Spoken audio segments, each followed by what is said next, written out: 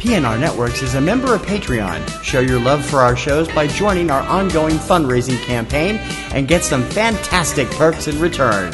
Check it out and become a Patreon sponsor. You can sign up at patreon.com, patreon.com/PNR Networks. And thanks for your support.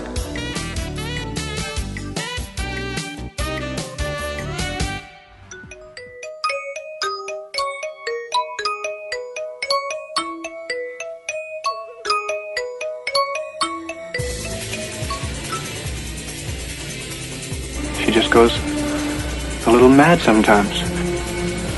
Do you ever feel like you're normal and the rest of the world has lost its collective mind? Put your helmet on. We'll be reaching speeds of 3.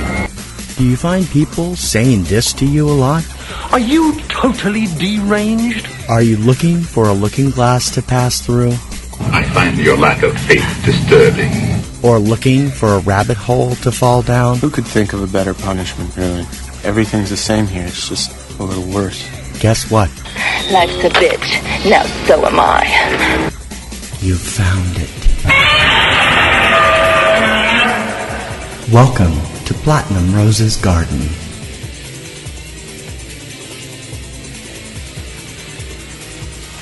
Well, hello, my darlings. This is Platinum Rose Lady welcoming you to Platinum Rose's Garden on Saturday, March 4th, 2017. Well, here we are in March in New England, just a couple of weeks away from the first day of spring, and it's colder than hell outside, which is actually a really dumb way to put it when you think about it, but it is. Last week at this time, during the day, last Saturday, it was like 50 degrees and sunny and gorgeous and warm and wonderful and everything like that. And today, it's been freezing cold and wicked windy and just like, oh my gosh, get me inside because I can't feel my face anymore. Woo! Brisk day. Obviously, the one thing we need to talk about right now is a belated birthday wish, happy birthday wishes, going out to our own Jensen Ackles, whose birthday was March 1st. Happy birthday, Jensen. I hope Jensen had a wonderful day. Probably he was working, but I hope he had a wonderful day anyway. And we know he got lots of positive and fun, Twitters and everything like that from people out there, including me, wishing him a happy birthday, which is just really awesome and wonderful because he's a great guy and an awesome actor and just a really super cool person. And so we obviously want to wish him all the best. Okay, that was the fun, good stuff out of the way. Now we have to get to the part where it's like, I really shouldn't have to go through this with you guys, but seriously, it's really kind of funny because I know from the way I've talked in the past, some people might have the impression that I don't like the Supernatural fandom. You guys know I love the show, and I do love the fandom. I love the fans of Supernatural because we're passionate, and we're funny, and we're creative, and we're giving people, and just, I've met so many lovely people becoming a Supernatural fan, including my super awesome buddy Katie, who is great. Hey, girl. And I've met so many people online and talked with so many people, and we've talked about writing and other stuff, and it's just been really wonderful. And then you have the 1%. I'd like to say they're only 1%, but they're probably more than that. But anyway, you have that percentage of fans that have to fuck it up for everybody. You have people who just, I don't know. I don't get it. I don't. Because this goes to a couple of issues. This goes to some issues that I've had online, stuff that I've seen online, read about on Twitter and stuff like that. Nothing that I've engaged in personally for the most part, because for some reason people don't want to engage me in aggressive talk. I don't know why. I'm so approachable. But there have been people, and I don't understand this, people saying really hateful things about Jared, which I really don't get. You know, it's like, okay, fine. If you feel like Jensen deserves more airtime or Dean deserves more airtime, whatever, fine. Apparently you didn't get the memo that the show is about the Winchester brothers, but okay, whatever. But writing hateful shit to Jared is rude. Knock it off. And now we get into the whole shipping thing. Now, shipping, I have absolutely no problem with. I ship people all the time. It makes my husband insane because I totally ship people. Just because I think they look good together, or I think that they fit personality-wise, or because I feel like it. You know, it's because I don't really need a reason. Fuck you. It's in my head. You know, but see, that's the thing. It's in my head. And I will be the first to admit, me shipping somebody is not real. And I know it's not real. It irritates me when people flip out and start demanding that the writers of whatever show you're into, whether it's supernatural or whatever, that because you ship this character with this character, that they have to write it into the show because it's obvious you're right. Fuck off. I'm sorry. No. Until somebody says it's canon, it's in your head. Now, you can ship it all you want. You can write about it all you want. You can talk about it with people all you want. But you being like, well, I say that it's true, makes you look like a crazy person. And it gives the fandom a bad name. Knock it the fuck off. Alright. Now, the other thing came to my attention today. Now, I realize that this might cause me some enmity out there, but is it just me? I've noticed this trend over the last 10 years, 15 years. I'll say 15 years to be a little bit more accurate. That people of every walk of life, for whatever reason, people seem to be so damn quick anymore to take offense, to be, so offended by somebody making an off-the-cuff remark. Now, I'm not talking about the idea that if somebody says something to you that's very totally obviously racist, that you shouldn't be offended by that. Or somebody saying something to you that's really totally obviously sexist, or knocking your faith, or knocking your gender or your gender preference or anything like that. You know, if somebody says something that you can definitely tell is backed up by their hatred, call them out on it. However, this does not mean you need to get completely batshit crazy because somebody made a turn of phrase that you didn't like. I bring this up because an online tweet went out earlier today where Supernatural fans were referred to as rabid. Rabid Supernatural fans. And the way some people act, you think rabid Supernatural fans is somehow code for we stuffed kittens in a blender or something. I mean, people got completely nuts about this, being offended by this. I'm sorry. I looked at that statement and I'm like, rabid Supernatural fan. Yo. Here. Present. I don't know. Maybe it's because I've been called much worse things by people much closer to me. And I'll be the first to admit, okay, rabid is not a term that you usually think of as a good term. I mean, should they have used a word like passionate or devoted or uber devoted or, wackily obsessed or something? I mean, maybe that might have been better. But flipping the fuck out because they use the word rabid and being completely pearl-clutching offended by it, back up. It's just stupid. It's just stupid to do that. I just can't stand that kind of pearl-clutching, oh my goodness kind of attitude. All you have to say is like, dude, not cool. But no, people have to completely lose their shit. And I just don't get it.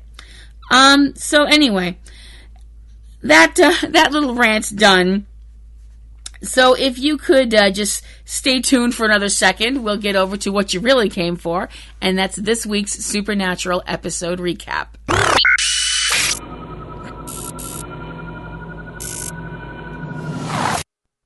Carry on my wayward son. There'll be peace when you are done. Lay your weary head to rest. Season 12, Episode 14 of Supernatural, The Raid. Then is dealing with a lot of different segments. Then is dealing with all that we know so far in the Supernatural universe about vampires, most of which is the fact that they don't sparkle. Yay! Sorry. To all the Twihards out there, sorry, not sorry. We also did a little recap again of the British Men of Letters, and the fact that now the cult is back in play because Mary stole it from Ramiel and delivered it to the British Men of Letters, and Mary telling Sam and Dean that she's been working with the British Men of Letters. And then we are at now, and now is picking up right where the episode left off last week with Mary and her sons. Dean is not having any of Mary's explanations, and neither is Sam. Sam, who looks really like lost. I mean, he's watching his big brother fight with his mother, and he's just kind of like, I don't know what to do. And you could see it and feel it, and it was just really sad.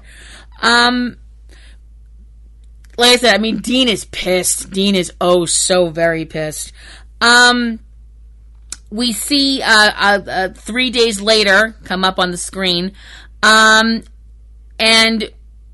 there's we see this guarded compound, and Mary is leaving a van with Mr. Ketch, and they're talking about some new tech that is taking down monsters. Specifically, it looks like it's taking down vampires.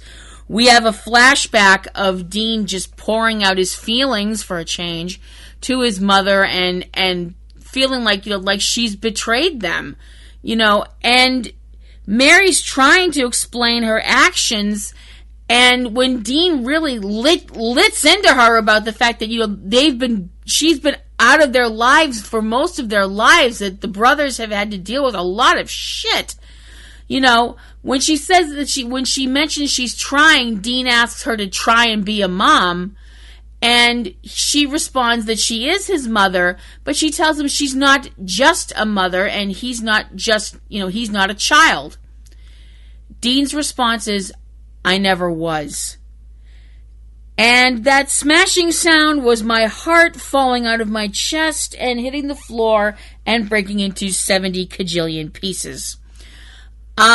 He tells her if it's between us, meaning the British Men of Letters, and the brothers. When Mary tries to disagree, Dean says, yeah, Mary, it is. And I was like, he called her Mary. I mean, I was like, oh my gosh. I mean, I'm 40 years old, and the idea of calling my mother by her first name, still, I was like, you just don't do that. I don't know, it freaked me out. Dean says that she's made her choice, and there's the door. I was like, wow. Mary tries to appeal to Sam, and Sam isn't as forceful, but he does tell her that she should go. And that just broke my heart, and I wanted to cuddle Sam and Dean. I felt terrible. We're back in the present, and we see that this compound is something the British Men of Letters have set up in America. And we see Mr. Ketch reporting to Mick Davies, and they're basically talking about the fact that although Mr. Ketch is of the opinion that they shouldn't bother with Sam and Dean anymore, Mick is not of that opinion, and it's not really up to him anyway. He says that the old men who still run the British Men of Letters want Sam and Dean to join up.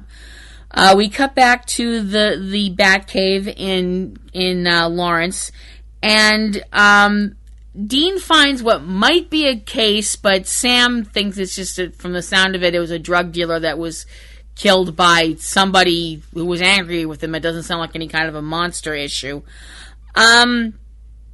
Sam tries to get Dean to talk, and he doesn't want to, and Sam thinks that they should try and talk to Mary, because she is their mother, I mean, at the end of the day, she's still their mom. I understand where Sam is coming from. I do, because I went through my own parent issues, and at the end of the day, you try and tell yourself they're my parent. You try and lean on that. Eventually, that wall does fall down. Just like to bring that up. Sam tries to get Dean to talk about this. Dean's not having any of it. Says he's going to go get something to drink. And before he leaves, he tells Sam that he needs to quit with the peacemaker shtick. When Sam questions him on that, Dean says, "You're always playing the middle, Sam. For once, why don't you pick a side?" Okay. Now, I know that I am a Samazon, and I know that some people out there will be like, well, you're a Samazon, you defend everything Sam Winchester does, blah, blah, blah, blah, blah. Yes, I do. Don't judge me.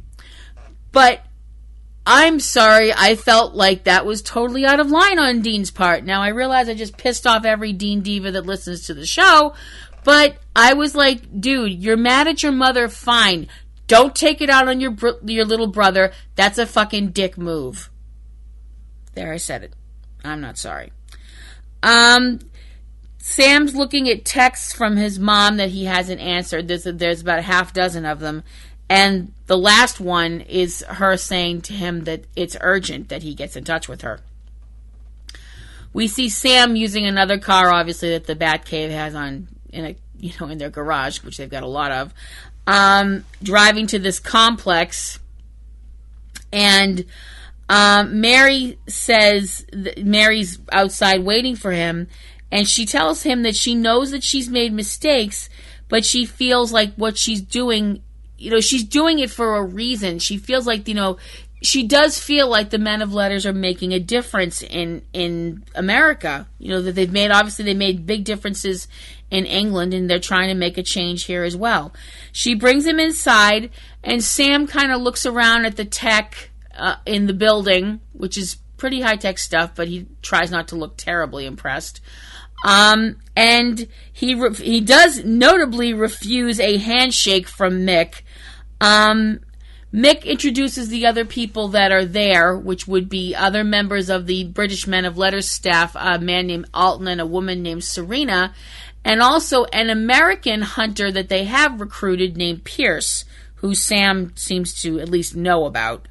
Mick tells Sam that they're about to hold a briefing about a plan to eradicate the vampires in America. All of them. Dean comes back to the Batcave, finds a note from Sam saying that he'd gone out. Dean's looking for something else to drink when there's a knock at the door of the Batcave, which Dean's kind of like, the hell? And it turns out that it's Mr. Ketch who's bearing gifts, specifically a bottle of very old scotch.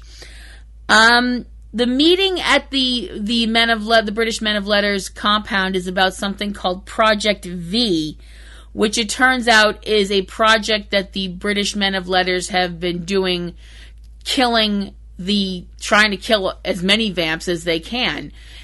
Phase 1 of the project is trying to eliminate all of the nests of vamps in the Midwestern part of the United States.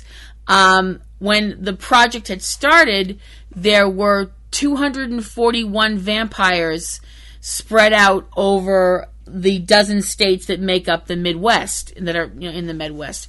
By the time Sam got to this meeting, they're having this briefing, there were only 11 left. And that they're all holed up in one place in Wichita, Kansas. we cut to the place where the vamps are holed up, and we see one vamp that was left from a previous British Men of Letters massacre being comforted, and she's told that, there's no one can get into this place, when a voice behind the vamp leader tells them that, that's not quite true, that he got in, and that would be the alpha vampire. We cut back to Dean and Mr. Ketch drinking in the Batcave, and Dean knows why Mr. Ketch is there, that he's there to try and recruit him and Sam. Which brings out some rather interesting facts, and the biggest one obviously being the fact that when Dean makes it very obvious that he doesn't really want to deal with the British Men of Letters because of what they did to Sam, Mr. Ketch goes on for a few minutes about Lady Tony and how she was off the, basically, not working the way she was supposed to be, and she went rogue. And he wasn't surprised that she went rogue because he dated her. Dean doesn't seem a bit surprised at that. Mr. Ketch then goes on to bring up the fact that he thinks that he and Dean have a lot more in common than Dean would like to admit. The biggest fact being that they're both killers. And the fact that if they're not given something to hunt, they get edgy. And Mr. Ketch really doesn't really hide the fact that he knows that the British Men of Letters view him simply as a weapon. They just point him in a direction and let him go off. And he thinks that that's the way Dean is as well. And Mr. Ketch dangles the bait about the vampires in front of Dean to see if Dean will come along with him. Back at the compound, Sam is talking with his mother, and he does mention that this hunter named Pierce, he's not really that impressed with this guy. He hasn't heard very good things about him. And he also talks to Mick about that, and Mick tells Sam that the British Men of Letters trying to recruit hunters in America hasn't really been going all that terribly well. So you get the impression they've kind of, other than Mary, who they were impressed with, they really have to kind of deal with who they can find, even if that is somebody like Preston, Pierce, who seems to be a bit of a screw-up. Dean and Mr. Ketch head to Wichita armed with machetes. The place that they're searching, though, seems to be empty. And we find out why it's empty because we see something attack the guard outside the complex where Sam and Mary are right now. Mr. Ketch leaves Dean in the upstairs part of the building that they're searching, and when Dean calls to him that he's going to go upstairs and search some more, Mr. Ketch comes in dragging the female vampire that we saw earlier by the hair. And when he tries to interrogate her and she doesn't respond well to it, he proceeds to violently punch her in the face several times. So much for, British gentleman kind of stuff. Dean, tells him to back off and the Dean will talk to her. When she asks if Dean will let her go, Dean obviously just said, he doesn't even really dignify that with a response, because he's gonna be like, oh yeah, sure, I'll totally let you go. Yeah, no. He says that he'll make it quick. She tells them that the other vampires have left and they have gone after the hunters. And the vamps are outside the compound, throwing around the dead body of the guard that they killed on camera so that the people inside can see what's going on. Yeah, they're not being real subtle about it. The vamps gain access to the compound, and a bloody fight ensues, which sees quite a few guards getting killed, and the vamps getting in. One of the vamps is captured and brought alive to the room that the humans are holed up in, and he tells them that the alpha vamp told the vamps about the complex. And he starts saying that they're all going to die and laughing maniacally until Mary chops his head off. It turns out the room they're in, they don't have a lot of weapons. Mary, on hand anyway, Mary brings up the device that they used earlier, which is kind of like this vampire bug bomb kind of a thing. It lets loose a gas that kills them. She brings up the idea that they could try and get it out of the armory and get it into the vents to kill them. Sam finds out and Sam also finds out from the look between Mary and Mick that the British men of letters have the cult, and Sam is completely gobsmacked once he realizes that fact. And when he asks how they got it, Mick kind of opens his mouth like he's going to make up some lie, and Mary tells Sam she stole it from Ramael. That was what Ramael was talking about when he was talking about that something was stolen from him. Sam is beyond crushed. I mean, that whole fiasco almost got Cass killed, and he's just, I mean, there's tears in his eyes and this tremor in his voice that just, oh man, I wanted to slap the shit out of Mary. I'm sorry. The thing is, Mick does bring up the fact that they don't have any bullets and they're going to need to make some. Sam gives them instructions how to do that from info that he had from Bobby. Mary takes Sam and Pierce to they're going to try to get to the armory to get the weapon that they need. They're attacked by a bunch of vamps, and Sam holds them off while Mary and Pierce head to the armory. And Sam, showing that Sam Winchester is one of the baddest motherfuckers walking on the face of the planet, takes out a whole bunch of vampires all by his motherfucking self.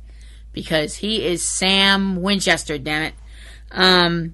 Cute and an ass kicker. You gotta love it. The people back in the locked room, Mick and the other two members of the Men of Letters that are still alive, Alton and Serena and Pierce, are trying to get the spell going for the bullets. Pierce comes back in. There's a bang on the door. Pierce asks to be let in. He's let in, and he kind of leaves the door open behind him, and all of a sudden, Pierce is attacked and drops to the ground dead. And the alpha male just strolls on in, and Pierce kind of looks over and makes a pithy remark and grins. He's obviously on the vamp side. Serena attempts to attack the alpha vampire, and that does not end well for her, needless to say. Pierce, as it turns out, is working for the alpha vampire. He's been giving false information because the British Men of Letters thought that the alpha vampire was in another country, which he's obviously not. The alpha vamp wants the British Men of Letters out of America. His attitude is he knows that they have killed a lot of his children in England, but it's England. But they're in America now, and that killing all my children shit is not going to fly. Sam runs to the armory, finds his mother out cold on the ground with a slight head injury. It turns out that Pierce had attacked her, hit her in the head, and stomped on the vampire-killing bug bomb, so that's obviously not going to work. The alpha vamp tells Mick that he is going to call the Men of Letters, the British Men of Letters, and tell them that the project has failed in America and to not come back to America, and then he's going to kill Mick on camera. Sam and Mary come back, and Sam threatens the alpha vamp with the Colt, and the Colt doesn't really seem to frighten the alpha vamp at first. He says that there's 5 things that Colt can't kill, and one of them is him. Sam's of the opinion we should try and find out. Although Sam, when the alpha vamp brings up the fact that he doesn't have enough bullets to save everybody in the room, Sam says he's not interested in saving everybody in the room. He is only interested in saving himself and his mother. He tells the alpha vamp that if the alpha vamp lets him and his mother go, he can do what he wants with the rest of the men of letters, that Sam doesn't care. His whole thing is that they'll just go back to things being the way that they were, hunters hunting vamps in small doses and not these enormous, attacks and stuff like that. Mick calls Sam a bastard and scuffles with him briefly, and after that happens, there's a brief scuffle with the alpha vamp and Mary. Mary goes to attack him and she gets thrown to a table. And we find out that both of these things were done as a ruse, because Sam took a quick look over at Mick, and Mick showed him the bullet in his hand. During the scuffle, Sam got the bullet. During the scuffle with Mick, Sam got the bullet. And during the scuffle the alpha vamp had with Mary, Sam loaded the gun. So now the gun has a bullet in it. And the alpha vamp comments that Sam is a clever, clever boy. And Sam fires, and the bullet goes straight through the alpha vamp's head. And at first he just kind of laughs kind of lightly, and then all the lights start going off in his head. It almost kind of seems for a minute like it really isn't going to work, but it does. After we see a really interesting camera shot through the vamp's head, he falls to the ground. Because Sam Winchester is a motherfucking badass. So we come back from commercial, and Mick's looking down at the dead body of Serena, one of his co-workers. Mick is very obviously not a hunter in the sense of somebody like Mr. Ketch. He's definitely more on the boardroom type than an actual down on the ground type. Mary tells him that there were a few vamps left. She took care of them. The ones that she didn't kill ran away, probably sensing that the alpha vamp had died. Mr. Ketch and Dean have shown up now, and Mick is really shook up, but Mr. Ketch is incredibly unsympathetic to the fact that people have been killed, people that you would think are his co-workers. Not a real big font of sympathy here. Dean talks to his mom, and they actually make stuff right. Because Sam and Dean kind of talk for a second, and Dean's like, well, he kind of rags on Sam about the note, and Sam rags on him about going out drinking. Sam wants to know why Dean showed up in the first place, because he didn't know that Sam was here, and Dean looks over at his mom. He tells her that if something had happened, if the idea that something had happened to his mother or could happen, that was all that was in his head. Mary tries to, talk. She tries to apologize for the whole, you're not a child stuff. And Dean's answer is actually really sweet in a way. It's very sweet, actually, where he says it's not your job to make my lunch or kiss me goodnight. We're adults. You're going to make your own choices, even if I don't like them. Even if I really, really don't like them. It's just something I'm going to have to get used to. Okay, Mom. He called her Mom again. I was like, oh, totally heart-melting moment. I mean, we didn't get like a great big huge hug or anything like that, but that would, we see Mr. Ketch leading off Pierce, who is in chains, and when they ask what's going to happen to him, Mr. Ketch is very vague about it, but makes it very obvious it ain't going to be pleasant. To which all the Winchester's attitudes are good, which is a throwback to earlier in the episode.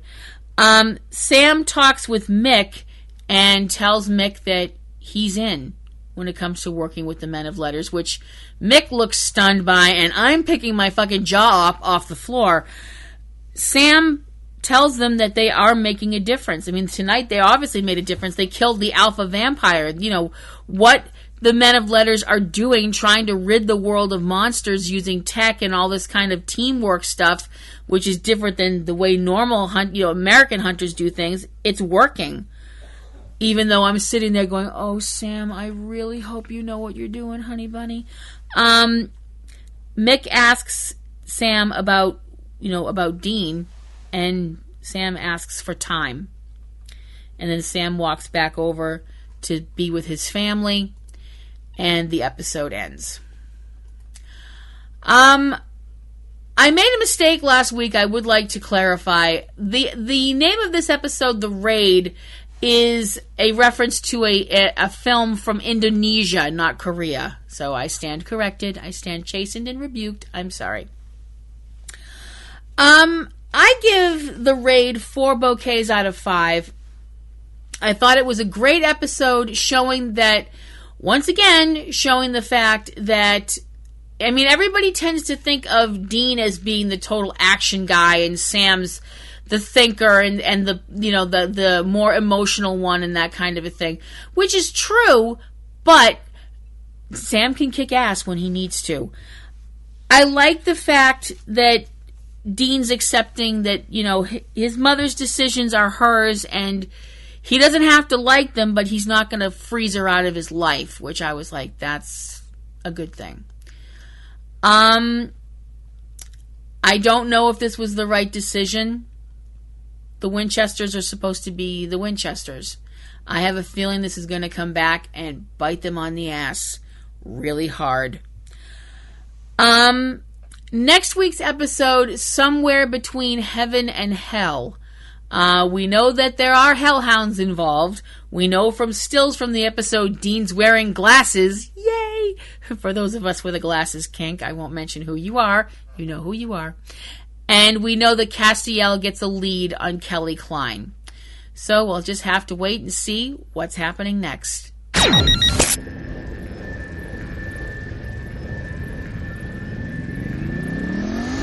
And that is going to wrap it up for another week here on Platinum Rose's Garden. I hope you enjoyed my show. If you have any questions, comments, queries, complaints, expletive-filled rants, whatever you'd like to send my way, you can send that to platinumroselle@yahoo.com, put PRG in the header, and I will know that you would like me to read the letter on the air, and I will totally do that.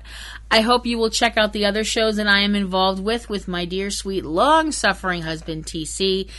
Those would include Subject Cinema, which is our movie podcast where we do movie news and reviews and all kinds of fun things. This month is a very special month over on Subject Cinema.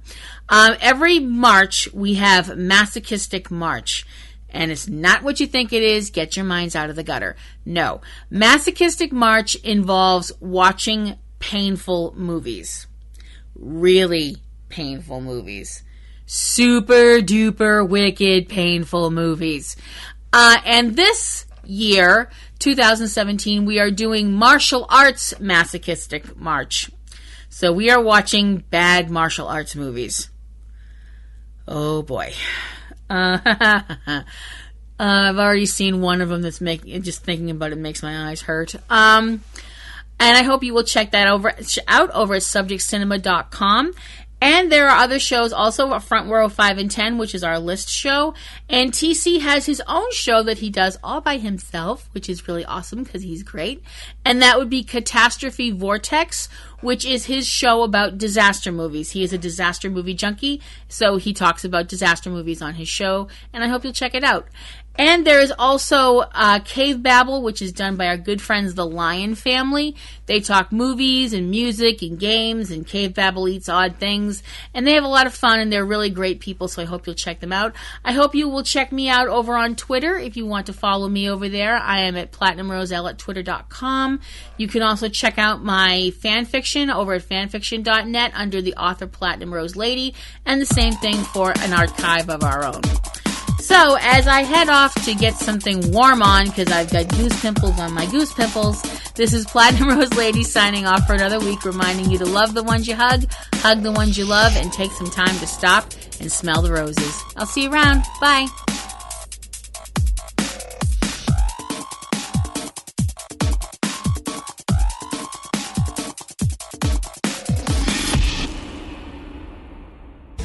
Podcasting's choice. From coast to coast, continent to continent, right here 24/7. PNR.